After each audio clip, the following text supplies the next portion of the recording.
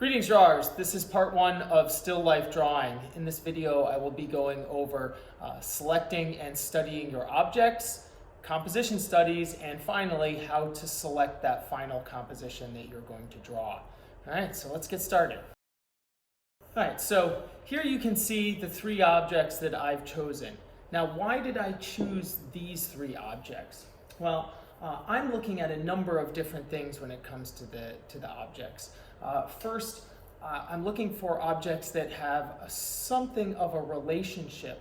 I want to look for repetitions and variations. So I want some things to be similar and I want some things to be dissimilar. But how similar and how dissimilar I think is an important compositional choice. So if you say have a really large object and then you put a little tiny object next to it, it doesn't really work. So if you look at the overall sort of volume, if you will, of these three objects that I have here, you can see that there's a sort of similarity, right? The two wine bottles are similar, but they're a little bit different. The pumpkin is a little bit similar in volume, but it's different in size and shape. Right? So I'm seeing relationships between these three different things. Right? So I'm going to show you now how to look a little bit at these objects. So here's this first wine bottle I have right here in my hand. Right? So the first thing I want to note about it is that it's symmetrical on either side. So there's a center line that runs through this thing. Right? And every time that center line is running through it. Right? The concept of a center line running through something or a central axis that things are revolving around is something that's involved in all different kinds of art making, but you know, in this case, drawing. So we'll use the same sort of concept when we're looking at a forearm. We'll use it if we're looking at a single can or a cup or any sort of cylindrical type object. Right? So there's a center line that runs through this. Right? And then when I look at the top, I see that this side is similar to this side. Right? Now, one of the problems that a lot of people have when they try to draw a bottle is they draw all the way down this side, and then they draw all the way down this side, and the two sides end up looking different. Right? So I'm going to show you how I'm going to approach this. So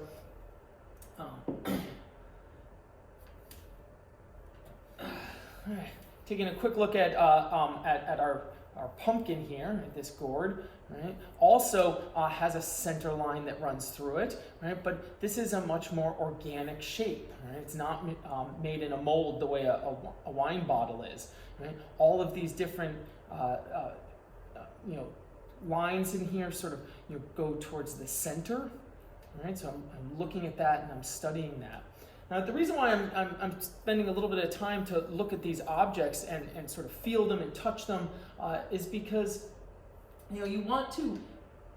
I guess you have to think that the drawing is a method of studying, right? Sometimes we lose that because we're so focused on the finished object that is the drawing, right? So we read comic books and we're just looking at the drawing. We see animations and we're looking at the drawing and we're using those to see narratives and stories and all these kinds of things. But when you boil it down, when you look at drawing, and in the past, drawing has been a way of studying different things. So great naturalists from the 19th century, and farther back, before they had cameras, the only way they could record things was to draw them. So there are large numbers of people in the past who use drawing as a way of studying various things. Now think about the way that we are today, right? When you want to remember something, we just pull our phone out of our pocket and we take a quick picture of it, right? And then we think that we're going to go back.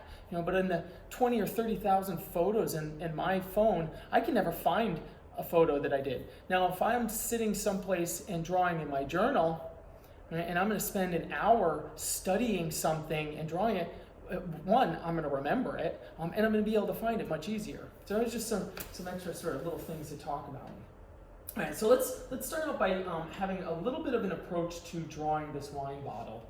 Right? So if you notice when I was talking about it before, right, the first thing that I always that I talked about was the center line.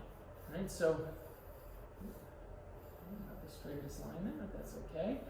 So I'm looking at this this wine bottle, and I'm just looking at that, and when I draw it like this, right, and that tells me that this is about where the top and the bottom are. Now, the next thing that I'm going to do is I'm going to draw a sort of circular form here. And in making a circle like this, I'm making sure that this line centers on either of these two points. And what that's going to do is that's going to give me equal sides. Now I can make my wine bottle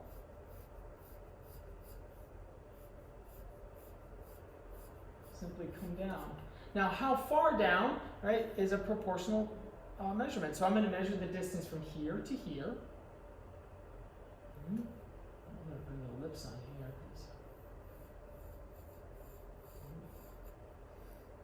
And that's where I'm measuring, right across there. Right, now I can go. First one is down to there, 1. It is a little bit over 2. 1, 2.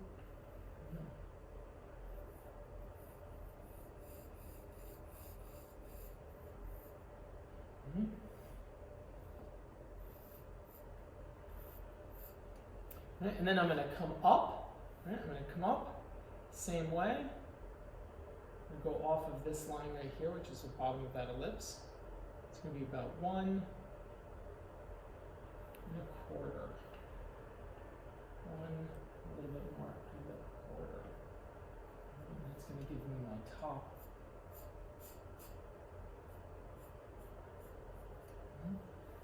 And so that's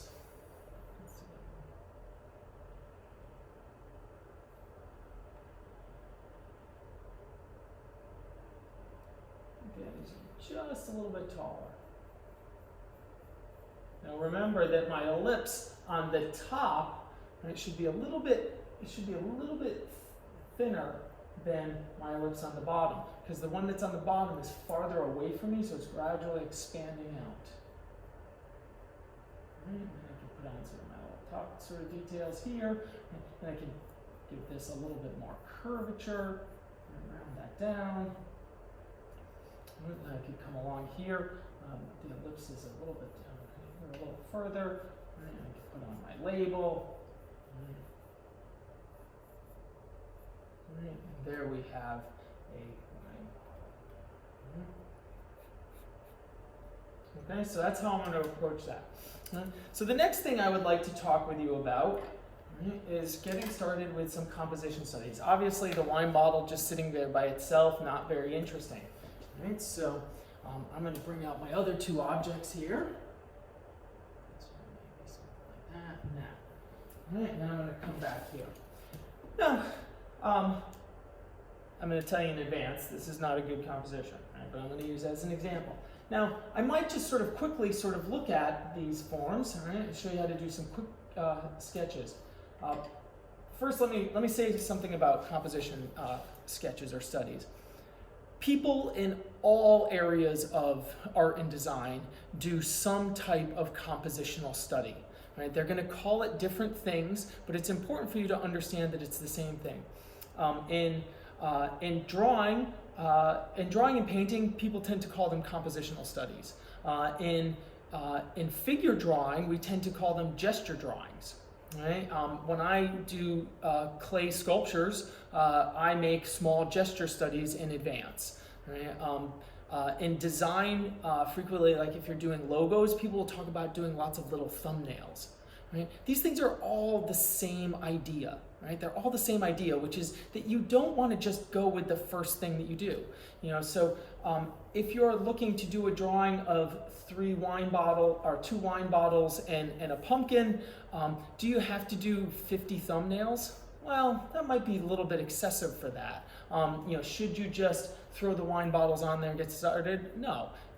I would say that for something, I might arrange it 3 or 4 different times before getting to something to where I'll do my first drawing, right? And then I might do 2 or 3 or more studies, and that might depend a little bit on how much experience you have. Right? You might need to, you might start something and then have to stop it. There's lots of different ways to do it. But let's just take a look at what we got right there, right, and get a sense of, so the size that you should be working at, right? I'm going to tell you that this, right, is too small for a study, for this type of project. Right? You probably want to be doing something that's something like this, right? So you might sort of then, looking at this, right? And I can frame it off. I'll show you a quick little trick. Right? You've probably seen films where you see directors, and they're all doing this and this, right? If you take your fingers, right, and you put them together like this, like two little, toy guns sort of facing each other. You take this one and turn it this way, bring it up and over, and all of a sudden you have a little picture finder. Now you could take two L-shaped pieces of paper and glue them together, or you can actually buy a plastic viewfinder, but for me this is the one that I use, right? So what I'm going to do, right, so I'm going to close one eye, I'm going to look to it because this is my dominant eye, right, that's you should have a dominant eye, right? Let's say it's, if you are into archery, you kind of should close one eye. Target shooting, like Olympic style target shooting, you would close one eye when you were sighting something. As a drawer, you should have one eye that is more dominant. Right? So I can hold this up like this, right? And then without really doing a lot of measuring, right? I don't need to do a lot of measuring for this. I'm going to say that the pumpkin form, which is a kind of circular form, let's go to something like this. Right? I'm not getting super into it, but into drawing it, but it kind of V's a little bit as it kind of comes down. It kind of comes up like this. And it's got a little sort of nugget that's sort of coming, sort of something like this. And there's the stem kind of going something over here. Then I have my wine bottles. I'll use a quick sort of angle measurement to kind of come up. And if that shoots up this way, it picks up here, and the one side's going to be over there. So the circular form kind of cuts sort of something like this, here. Put my sort of ellipse. It needs to be lower than that.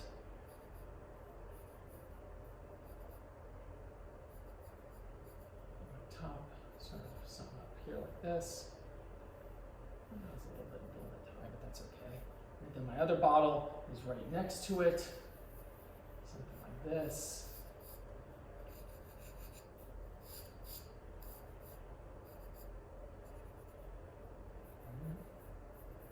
And there I have it. And now I'm going to expand out I'm going to expand out my picture here. Okay, and that's a quick study of this, right? Maybe I'm going to have some of these. This is actually kind of part of it because I have these sort of diagonals in the back here. Right, so there's my composition study. Now, some of the things that are not working with this. So it's not just how many you do, right? If I say in an assignment to someone, you need to do 5 of them. It's not about getting 5 of them. It's about getting one that works, right? So we're gonna slow down here and we're gonna take a look at this and we're gonna say what's wrong with it. One, all the bottoms are lined up, right? And then this comes across like this, right? So really, when we're looking at this shape, that's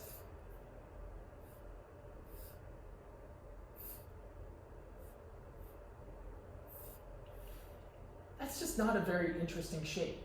Right? I'm not digging on that. I don't like that. All right. So I'm going to pause there for a second, and I'm going to change my page. Okay. So let's take another sort of a take here. So you can actually do this by folding your page in half if you want. If you take a page and you just kind of fold it in half, you can very quickly get sort of 4 pieces of paper here.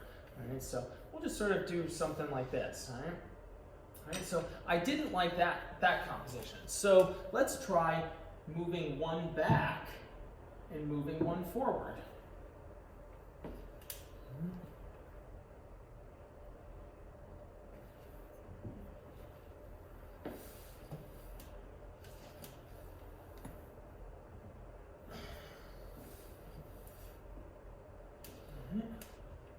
So now I have my pumpkin form here. A little bit smaller. Widen it out a little bit here. There's my pumpkin.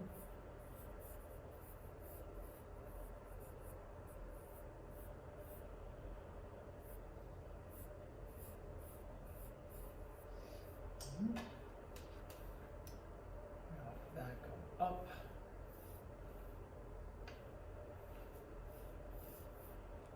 And get that line going that way. And get one going this way for this one. Side of the bottle is about here for me. I'm just going to put my center line sort of here. My other side, something like this.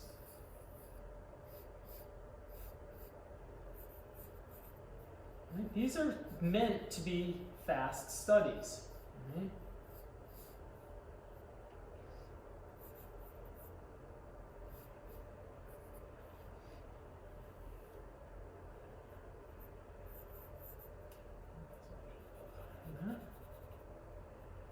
Right, and then I got my other one, which is sitting something down like this.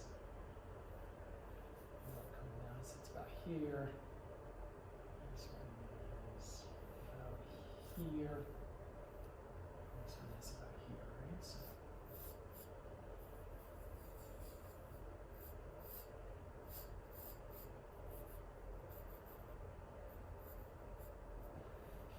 So there's my bottles there.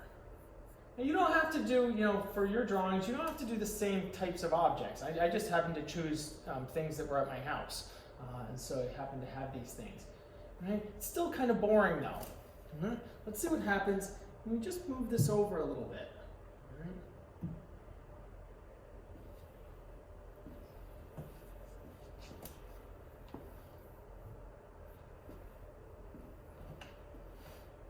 Right? See these spaces? This is the type of stuff. So this, right? This is more dynamic than the previous one that we saw. Right? So this is more dynamic. Right? So still got the pumpkin over on this side.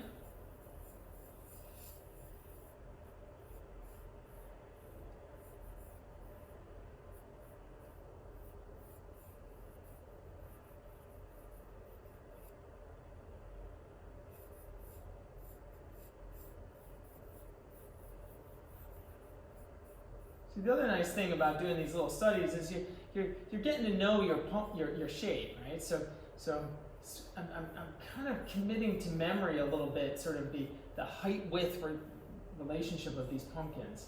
Right? I keep making my pumpkin. I think that in my these quick little studies, right, I feel like I keep making my pumpkin too it's too round, right? And this is a little bit more squished this way. Right? So that's something that just doing this process, right, I'm going to be thinking about more. Right? So the edge of the one bottle sits about here. And notice how I'm plotting where the top of it is with an angle. So the top of the one bottle sits about here. The bottom of that wine bottle, a little bit of an angle down here. Right? So it's going to give us something like this. Side in here. And when we do our longer drawings, we'll get a lot more sort of into these shapes. And then I have the other one, which sits kind of about here. At the center of that one is actually lined up kind of with the side of this.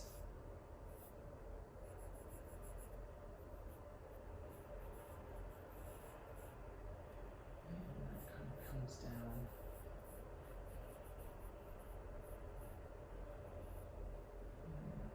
Just a little bit of it. Right? So I'm liking kind of where this is going, right? This is actually getting a little bit better. The thing that I don't like, though, is that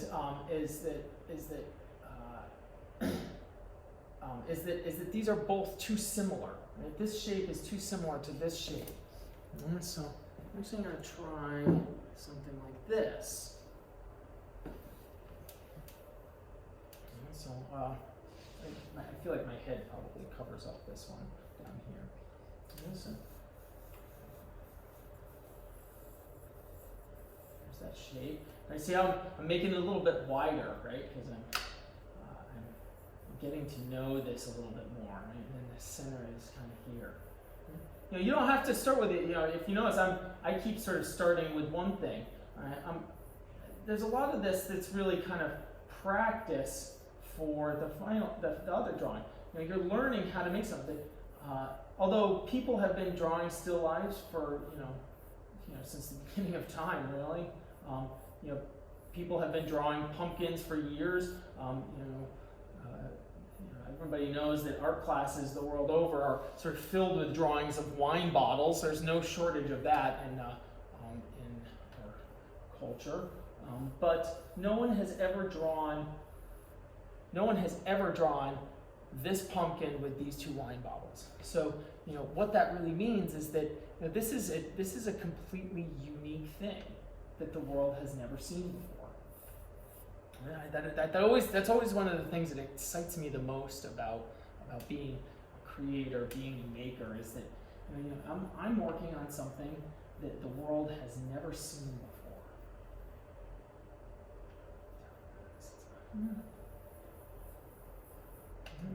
For some odd reason, I feel that the world needs this drawing of this wine bottle, right? And it's this drawing of this wine bottle, or these two wine bottles and this pumpkin. Right? There's some kind of story, right, that needs to be told here. Right? So now I'm looking at that lying down wine bottle, and what normally happens in these situations is that all of a sudden everybody just freaks out. Like, drawing this wine bottle is super easy, but drawing that wine bottle, totally different story. Not if you have a systematic approach. Right? If you have a system, right, I'm going to start with the center line. So my center line is going to look something like this. I'll check that a few times. Apologize if my head keeps popping in. This is a little bit too low for me to be sort of demoing. Right? The circular shape, right? It's the same thing. It hits a little bit of this right here, right? And then it goes along and it hits the bottom of this right here. So I got this and this. That gives me my circular shape. There like that. So the center line I'm measuring on this bottle, it says irony on it, and that I, that kind of gives me a little bit of an indication where that sort of center line is. Now, because this is trailing away from me, it's going to be a different angle here and a different angle here.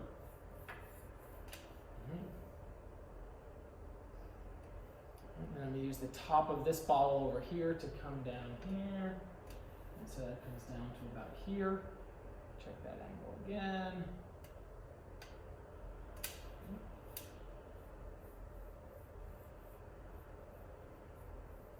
It's just another elliptical form. And these are speed studies, right? So they're not exactly perfect. And then the top of the wine bottle, it's almost perfectly in line with the center of the stem. It's sort of just a smidge over, sits something like this. And because this is going this way, the ellipse goes like that.